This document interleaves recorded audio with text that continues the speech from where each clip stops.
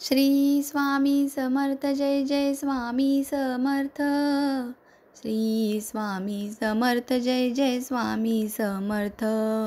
स्वामींच्या प्रकट दिनाच्या आपण खूप सगळ्या सेवा केल्या। आज आहे स्वामींची पुण्यतिथी म्हणजे स्मरण दिवस। या स्मरण दिनी आवर्जून स्वामींच्या मठात आपण जायचं आहे किंवा मंदिरामध्ये जाऊ शकता। जवळपास जर तुमच्या कुठे स्वामींचा मठ असेल तर जरूर जायचं आहे आणि एक संकल्प घ्यायचा आहे आपल्याला। या स्वामींच्या स्मरण दिनानंतर म्हणजेच प्रकट दिनाच्या नंतर येणारे 4 गुरुवार अत्यंत महत्त्वाचे आहे। सगळ्यांनी हा उपाय प्रामाणिकपणे करायचा आहे आणि या उपायाने खरंच तुम्हाला साक्षात स्वामींची अनुभूती आल्याशिवाय राहणार नाही।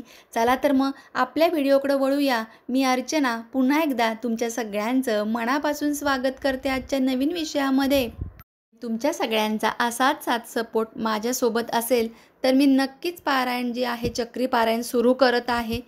तर त्यासाठी तुमच्या सगळ्यांची कमेंटमध्ये श्री स्वामी समर्थ जरूर लिहा, कारण ज्या काही बाधा असतील ना हे पारायण सुरू करताना काही विघ्न असतील तर ते सगळं स्वामी नष्ट करून मार्ग मोकळे करतील। बरेच दिवस झालं मी हे ठरवलेलं आहे, पण काही कारणाने होत नाही आहे, तर त्यातील विघ्न निघून जाण्यासाठी तुमच्या सहयोगाची आवश्यकता आहे। आता अक्कलकोटला तर आपण प्रत्येकजण जाऊ शकत नाही आहे पुण्यतिथीला किंवा मग प्रकट दिनाच्या दिवशी, अनेकांना झालेले आहे। पण अक्कलकोट तर स्वामी भक्तांसाठी पंढरी मानली जाते, बरोबर ना? लाखो भाविक अक्कलकोटला जातात, आवर्जून श्री स्वामी समर्थ महाराजांचे दर्शन मनोमन घेतात। पण एवढ्या गर्दीच्या झुंबडीमध्ये भेटतं का मनासारखं दर्शन? अनेक लोक लांबून येतात पण मन नाराज होतं काही अंशी। मग त्यापेक्षा जवळच्या मंदिरात जा तुम्ही आत्ता, आणि जेव्हा मोकळं असतं अक्कलकोटला मंदिर किंवा तिथलं स्थान तेव्हा तुम्ही निवांत जाऊ शकता। त्यासाठी काय करायचं आहे ते मी आज तुम्हाला सांगणार आहे। जिथे जिथे स्वामींचे मठ आहे तिथे तिथे भाविक मोठ्या प्रमाणात असतात, स्वामींसमोर नतमस्तक होतात। म्हणजे अक्कलकोटचं पवित्र जे स्थान आहे, जी तिथली ऊर्जा आहे ती प्रत्येक मठामध्ये आहे। म्हणूनच स्वामींच्या चरणी जेव्हा नतमस्तक होतो, ज्या श्रीचरण असतात तिथे मठामध्ये ठेवलेले, तेव्हा मी अक्कलकोटच्या चरणी नतमस्तक आहे असं मनोमन धरून तुम्ही आपली जी इच्छा आहे तिथे म्हणायची आहे। आणि मग काय करायचं आहे आपल्याला, 4 गुरुवार आपल्याला अतिशय फलदायी मानलेले आहेत। समस्या आहेत संपत नाही आहेत, अडचणी आहेत थांबत नाही आहेत, संकटातून बाहेर पडण्याचा मार्ग काही सापडत नाही आहेत, कठोर मेहनत घेताय, परिश्रम देखील करताय, काहीच होत नाही आहे, अशी जेव्हा भावावस्था येते ना तेव्हा स्वामींची कृपा व्हावी अशी आशा मनाला अत्यंत भावनिक बनवून जाते, बरोबर ना? तर स्वामींच्या या स्मरणदिनी विशेष अशी सेवा तुमच्याशी मी शेअर करत आहे, ज्यामधून अडचणींमधून बाहेर पडण्याचा मार्ग तर सापडू शकतोच, पण तुमची जी नकारात्मकता आहे ती देखील स्वामी मोठ्या प्रमाणात नष्ट करून टाकतात। मग काय करायचं आहे, आता येणाऱ्या प्रत्येक गुरुवारी 4 गुरुवार करू शकता किंवा 6 गुरुवार करू शकता। यामध्ये आपल्याला दान करायचं आहे, जे शक्य आहे आपल्या कुवतीप्रमाणे ते दान करायचं आहे। काय दान करायचं आहे ते सांगते तुम्हाला। पिवळ्या रंगाच्या गोष्टींचा समावेश करायचा आहे। पिवळा रंग हा गुरुग्रहाशी आहे आणि गुरुचं पाठबळ जर आपल्या सोबत असेल ना, इतर कोणतेही ग्रह बघण्याची गरज नाही आहे। कुणी काही जरी सांगितलं असेल तर आज या व्हिडिओमध्ये तुम्हाला सांगते, गुरुचं पाठबळ जर तुमच्या सोबत असेल ना, गुरु पाठीशी असतील तर सगळे ग्रह अनुकूलच फळ देतात। तर स्वामींच्या या आपल्या प्रकट दिनापासून अनेक जणांनी सुरू केलेलं आहे मंदिरामध्ये जाणे किंवा दर गुरुवारी आरतीला तिथे हजर राहणे, कारण नवीन वर्ष सुरू झालं होतं चैत्र महिन्यामध्येच। मग आता आपण या पुण्यतिथीपासून सुरू करूया। पहिल्या गुरुवारी पिवळ्या वस्त्राचे दान करायचे आहे, लक्षात घ्या, पिवळं वस्त्र। यासाठी आपण एखाद्या गुरुजींना, पुरोहिताला किंवा गावातल्या मंदिरातील जे पुजारी असतात किंवा मठातील स्वामी वगैरे त्यांना पितांबर दान करू शकतो। मीटर किंवा 1.25 मीटर असं काहीतरी असतं ते, त्याप्रमाणे ते घेऊन जाऊ शकतो। किंवा मग त्यांच्या पत्नीला पिवळी साडी दान करू शकतो। आता ज्यांना हा उपाय शक्य नाही आहे त्यांनी पिवळं उपरणं तरी आपण घेऊ शकतो ना, पिवळं उपरणं गुरुजींना दान करा।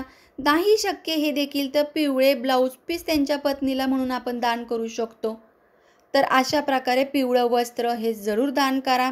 अत्यंत महत्त्वाची सेवा मी तुम्हाला आज सांगते. बरेच असे लोक सांगतात हे करा ते करा, पण ही जी सेवा आहे ही तुम्हाला त्वरित फलदायी अशी ठरणार आहे. दुसऱ्या गुरुवारी पिवळे पेढे दान करायचे आहेत, लक्षात घ्या. एखाद्या मंदिरात गेल्यावर प्रसादात पेढा मिळाला की आपल्याला जसा आनंद होतो, तसाच दर्शनाला येणाऱ्या लोकांना आपल्याकडून यथाशक्ती पेढ्याचा प्रसाद द्यावा आणि त्यांचा क्षणिक आनंद शुभेच्छा बनून तुमच्यासोबत राहतील आणि तुमच्या कामी येतील. म्हणून पेढ्यांचा प्रसाद स्वामींच्या चरणी तिथं लावून घ्यायचा, तेथील स्वामींकडून, पुजाऱ्यांकडून, आणि हा प्रसाद म्हणून वाटायचा आहे. कारण आपण घेऊन येतो तेव्हा तो पेढ्याचा बॉक्स असतो, पण जेव्हा स्वामींच्या चरणी लावून तो जो आपण पुन्हा माघारी घेतो तेव्हा तो प्रसाद होतो, हे लक्षात घ्या. हा प्रसाद रूपी अनुग्रह सगळ्यांना वाटायचा आहे. तिसऱ्या गुरुवारी काय करायचं आहे, तर तिसऱ्या गुरुवारी पिवळी फुले स्वामींना वाहायची आहेत. त्यात ऋतुमानानुसार जी उपलब्ध आहेत ना ती फुलं घ्या. पिवळ्या फुलांचा समावेश करा. मग झेंडूचे फुले येऊ शकतात, चाफ्याचं सुगंधित फूल स्वामींना जे आवडतं, श्रद्धेने वाहायचं आहे फूल. आणि वाहिलेली एखादी पाकळीसुद्धा देवापर्यंत पोहोचते असं म्हणतात. त्यामुळे आपला भाव हा शुद्ध हवा आहे. आता अनेक जण म्हणतील आम्ही तर उशिरा पाहिलाय हा व्हिडिओ, मग आता काय करायचं? तुम्ही जेव्हा व्हिडिओ बघताय ना तेव्हापासूनचे 4 गुरुवार 6 गुरुवार सुरू करा, काही हरकत नाही आहे. पण करा एवढं मात्र निश्चित, तुम्हाला अनुभव खूप चांगला येणार. कामातले अडथळे जरूर तुमचे दूर होणार. चौथ्या गुरुवारी काय करायचं आहे, गूळ चणे म्हणजे गूळ फुटाण्याचा नैवेद्य दाखवायचा आहे आणि प्रसाद म्हणून मंदिरातील आलेल्या भाविकांना वाटायचा आहे. यथाशक्ती दानपेटीत गुप्त दान करायचं, कोणाला सांगायचं नाही, काही नाही, पटकन त्या दानपेटीमध्ये दान करायचं. आपण सतत घेण्याच्या विचारात असतो, मात्र या उपायांनी काय होतं, आपली देण्याची वृत्ती वाढते, जागृत होते आणि आपण देवाच्या सानिध्यात पोहोचतो, हे लक्षात घ्या. म्हणून तुम्हाला मी हे सांगितलेलं आहे. 5व्या गुरुवारी आपल्या हाताने बनवून स्वामींसाठी लाडू बनवायचे आहेत बेसनाचे आणि ते घेऊन जायचे आहे. 6व्या गुरुवारी खडी साखरेचा नैवेद्य, जी खडी साखर असते मोठी मोठी तिचा तिथे अर्पण करून प्रसाद म्हणून वाटायचा आहे. तर असे तुम्हाला मी सांगितलेलं आहे. अत्यंत जबरदस्त हा उपाय आहे. फक्त एकच विनंती आहे तुम्हाला, व्हिडिओ आवडल्यावरती लाईक करा. काय होतं, जेव्हा तुम्ही लाईक करता तेव्हा अनेक लोकांपर्यंत हा व्हिडिओ पोहोचण्यास तुमची मदत होते मला.